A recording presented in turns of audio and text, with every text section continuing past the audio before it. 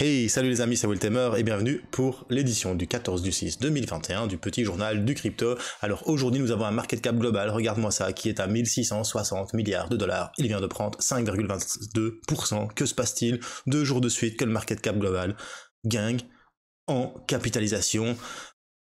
Ça faisait longtemps, mais ça fait quand même plaisir. On a un Bitcoin qui s'est réveillé et qui prend 5,94%, et en 7 jours, il prend 11,95%. Il est à 39 717 dollars. Il a même été au-dessus des 40 000 dollars aujourd'hui. Ça fait quand même plaisir à voir.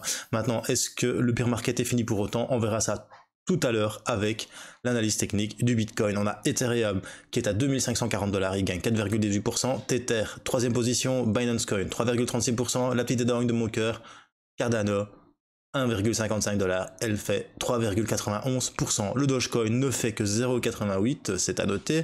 On a le petit Ripple de Jean Périfard qui nous fait un 3,02%. L'USD Coin toujours en 8ème position. Le Polkadot de Magicware qui doit être content et aux anges, 13,50% à 24,19 dollars.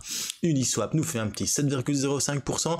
Et j'avoue, hier j'ai acheté du Internet Computer ICP. Je peux pas vous le dire quand j'achète parce qu'après sinon vous allez vouloir acheter quand j'achète et ça c'est quelque chose que je ne peux pas. Mais bon voilà, j'en ai acheté et il fait déjà 6,38%. Ça fait plaisir. Alors les top gagneurs du jour, nous avons un petit AMP qui continue son ascension et qui nous fait 30,12%, Polkadot qui fait 13,50% et le Phantom qui revient et qui fait 71 à 0,29. Tu vois que c'est pas non plus la fête, c'est pas non plus énormément de crypto-monnaies qui sont à 2 digits de gains, mais bon voilà, le marché aujourd'hui est dans le vert, ça fait plaisir, mais bon, ne crions pas au loup, ça ne veut pas dire que nous repassons en bulle market. Alors si t'es nouveau sur la chaîne, bienvenue à toi, moi c'est Wiltemer, n'hésite pas à t'abonner et d'actionner la petite cloche de notification pour ne rater aucun petit journal du crypto, je fais ça de manière quotidienne. Allez c'est parti, générique.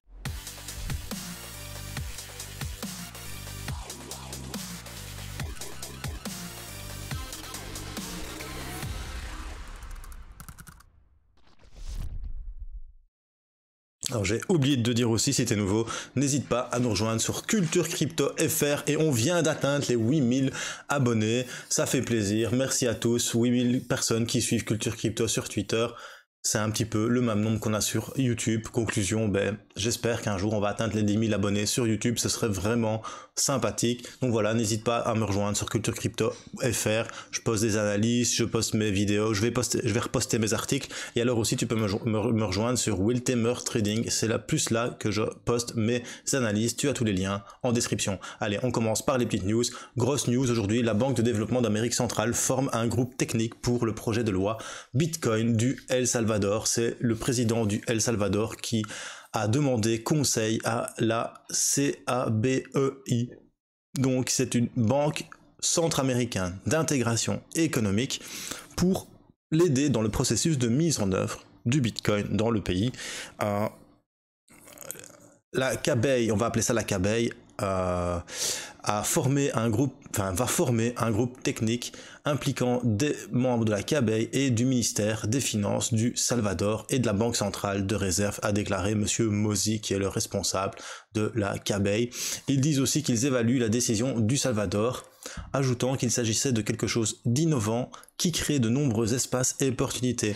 Pour eux, il n'y a rien à dire, c'est quelque chose de vraiment bien. Pourquoi? Parce que ça va permettre aussi à toutes les personnes qui n'habitent pas au Salvador et qui envoient de l'argent à leur famille au pays à utiliser le réseau Bitcoin afin de ne plus payer de frais exorbitants par MoneyGram ou autre Texas, j'allais dire instrument, mais c'est pas Texas Instruments, c'est je ne sais plus comment, mais tu sais, ceux qui servent pour envoyer de l'argent.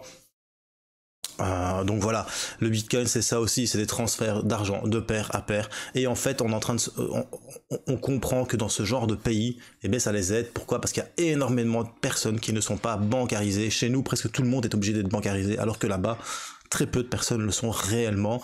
Alors qu'est-ce que cette CABEI aussi? Elle a été créée par le Guatemala, le El Salvador, le Honduras, le Nicaragua et le Costa Rica en 1960. Il y a des membres en plus, le Panama, la République dominicaine et le Belize. Il y a aussi le Mexique, l'Argentine et étonnamment l'Espagne et la Corée du Sud. Conclusion, la CABEI c'est vraiment une banque qui aide au développement. Et je pense enfin, je vais extrapoler. Imagine un petit peu si le Guatemala, l'Honduras, le Nicaragua, le Costa Rica, le Panama, la République dominicaine, le Belize, l'Argentine utilisent le Bitcoin comme monnaie nationale en voyant qu'au El Salvador, ça fonctionne, ça pourrait vraiment être juste magnifique. En tout cas, encore une fois, bravo, Monsieur le Président, d'avoir fait ce petit coup. Maintenant, voilà, encore une fois, j'espère que ça vraiment pour aider la population et pas pour détourner de l'argent. Après ça, on apprend que Monsieur Paul Tudor Jones dit qu'il aime Bitcoin dans son portefeuille et il explique pourquoi la capitalisation boursière du Bitcoin augmente et que l'or n'augmente pas. C'est dans une interview avec CNBC que le milliardaire américain et gestionnaire de fonds spéculatifs a expliqué pourquoi le Bitcoin était monté plus que l'or. Eh bien, c'est pas compliqué. L'or, eh bien, c'est à cause de la Fed. Pour lui, c'est la politique monétaire de la Fed, la Banque fédérale américaine, de la Réserve fédérale américaine, qui fait que l'or n'est plus aussi attractif que le Bitcoin. Aussi, pour lui, comment dire, le Bitcoin monte beaucoup plus que l'or. L'or, ça fait longtemps qu'il existe. Avoir de l'or, c'est très important. Par contre, le Bitcoin, il a encore un potentiel de gain énorme par rapport à l'or. Donc voilà pourquoi Monsieur John Tudor, Meunier Tudor, désolé, fallait que je la fasse, aime avoir du Bitcoin dans son portfolio. Alors, on apprend aussi que l'application de portefeuille crypto Ledger Live intègre une plateforme DeFi et ils ont choisi Paraswap. Donc, Ledger, c'est un créateur de portefeuille matériel crypto français de surcroît, s'associe avec Paraswap qui est aussi basé en France, à Paris. Je pense que c'est français, je ne suis pas certain. En tout cas, cette intégration va permettre aux utilisateurs de Ledger Live d'échanger des jetons sur la blockchain Ethereum via la plateforme Paraswap sans quitter leur portefeuille Ledger Live, et ça c'est plutôt sympa. Alors pourquoi est-ce qu'ils ont choisi Paraswap? Parce que Paraswap c'est un agrégateur d'échange décentralisé qui prend en charge divers protocoles DeFi, dont les plus importants Uniswap, SushiSwap, Balancer et Curve. Conclusion, ça va swiper chez Ledger avec Paraswap et ça c'est juste au top. Si tu as une clé Ledger, et bien voilà, maintenant tu vas pouvoir faire de la DeFi directement à partir de ton application Ledger Live. On apprend aussi que la présidente, ou le président, je ne sais pas si on dit la présidente quand c'est une femme ou on dit le président quand c'est une femme en fait. Moi je pense qu'il faudrait dire la présidente quand même, ce serait quand même très fort de dire le président. Donc la présidente tanzanienne appelle aux banques centrales à œuvrer pour l'acceptation de la crypto. Elle manifeste son intérêt pour une mise en œuvre de la crypto-monnaie et surtout pour une réglementation positive sur les crypto-monnaies. Encore une fois, peut-être que la Tanzanie va faire pareil, que le Salvador va savoir, on n'est plus à l'abri de rien pour le moment. Pour terminer, on apprend que le bureau de trading de Goldman Sachs s'étend à l'Ethereum, donc à l'Ether. Il y a quelques mois de cela, Goldman Sachs a officiellement adopté le Bitcoin en proposant des produits dérivés importants. Ce sont des produits dérivés Bitcoin non réglables en Bitcoin, donc c'est vraiment du Bitcoin papier qui ne sert à rien. Mais bon, voilà, ils vont aussi créer des produits dérivés sur l'Ether dans les mois à venir et ça ouvre la voie à une adoption plus large à la crypto-monnaie et aussi à une adoption de la finance traditionnelle au cours de la crypto-monnaie, mais pas à la crypto-monnaie elle-même. Maintenant, est-ce que la finance traditionnelle va acheter des produits dérivés et puis derrière injecter de l'argent pour faire pumper et puis refaire dumper le cours? Là, je pense que j'extrapole, mais va savoir, ce sont les banques et les banques, ce sont les pires. Voilà, c'est tout pour les petites news. Maintenant, on va passer à l'analyse technique du Bitcoin. On se retrouve sur TradingView, sur Bitfinex en H4. Tu as la moyenne 50, la moyenne 100 et la moyenne 200. La 200, c'est la bleue, la 100, c'est la orange ou la jaune, c'est comme tu veux, ou la brune, c'est entre les deux, mais moi j'ai la orange, et la 50 c'est la rouge. Alors hier je te disais, est-ce que on va venir breaker ici et réussir à faire un nouveau plus haut? par rapport à ça, eh bien c'est exactement ce qui s'est passé. Weltemer Irma a encore frappé. Conclusion, on a breaké la résistance du triangle. Rien que ça.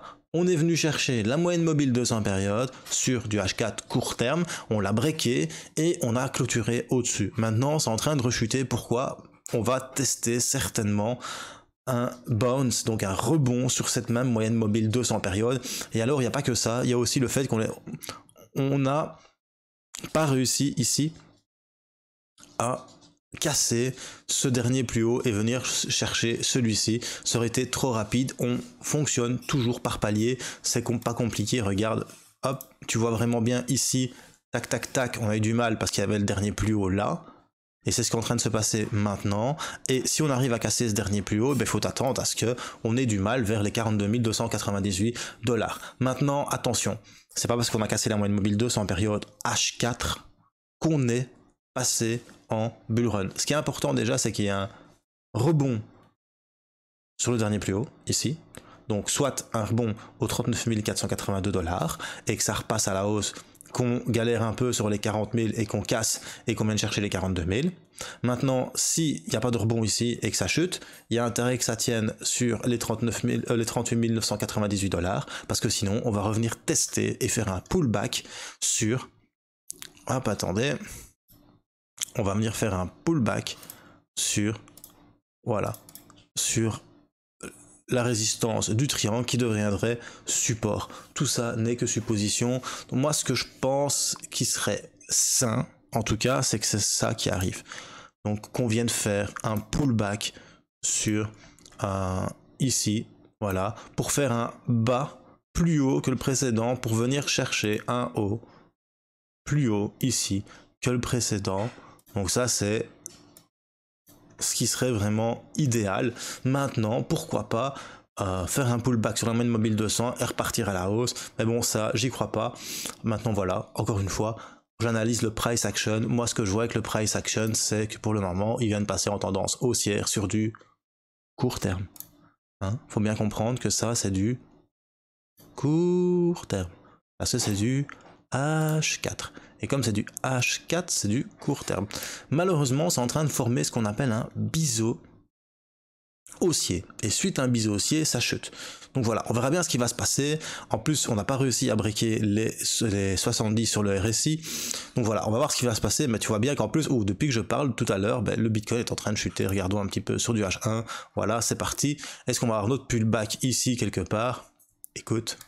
Oui, we'll see, on verra bien. Par contre, je sais pas pourquoi c'est passé en mauve là. À mon avis, il y a un bug. Mais normalement, ici, c'est des petits points. Voilà. Comme ça, et c'est blanc. Ça, c'est vraiment plus sympathique pour les yeux, tu vois.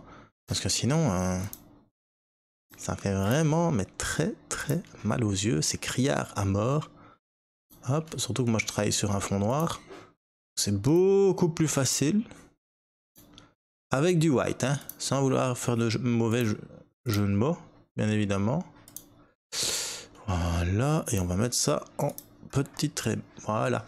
Donc voilà, est-ce que le Bitcoin va venir chercher ici? On verra bien demain, lors du petit journal du crypto. Alors, je voudrais quand même remercier aussi toutes les personnes qui m'ont répondu à, hier sur la vidéo, qui m'ont dit « Ouais, ne tracasse pas, prends ton temps pour la vidéo de Cardano, on comprend, t'as une vie, t'as une fille, t'as une femme. » Eh bien, merci quand même. Il y en a qui ne comprennent pas, mais pour tous ceux qui ont compris, ça fait vraiment super plaisir. Et voilà, encore une fois, je suis une personne qui, quand je donne une deadline, je la respecte. C'est pas que je dois quelque chose à quelqu'un, c'est juste que je me le dois à moi-même. Donc, comme j'ai dit, ça allait arriver et que ça n'arrive pas, ça me fout les nerfs. C'est pour ça aussi que je vous l'ai dit, parce que je suis comme ça. Donc voilà, il faut comprendre que je suis comme ça et que je ne changerai pas. Voilà, merci quand même. Et on verra bien demain ce qui va se passer ici. Est-ce qu'on va venir chercher ici les 37 000 $ pour repartir à la hausse, ou est-ce qu'on va venir rebondir ici sur les 38 900 $? On va mettre aussi une petite flèche là, voilà. Hop, est-ce qu'on va venir chercher ça pour repartir après? On va mettre une autre couleur. Comme ça, on va mettre un tracé, tiens. Hop, il est où mon petit tracé, tracé. Mon petit tracé, voilà. Est-ce que le Bitcoin va faire ça? Ça, encore une fois, n'oublie pas, moi, je suis pas Madame Irma, je suis juste un gars comme toi qui kiffe grave la crypto. Allez, passez une bonne soirée. Surtout, si t'as aimé, un petit pouce bleu. T'as pas aimé, un petit pouce rouge. Mettez des commentaires, partagez un max. Et surtout, bro, n'oublie pas, choose life, choose freedom. Et choose Bitcoin. Peace.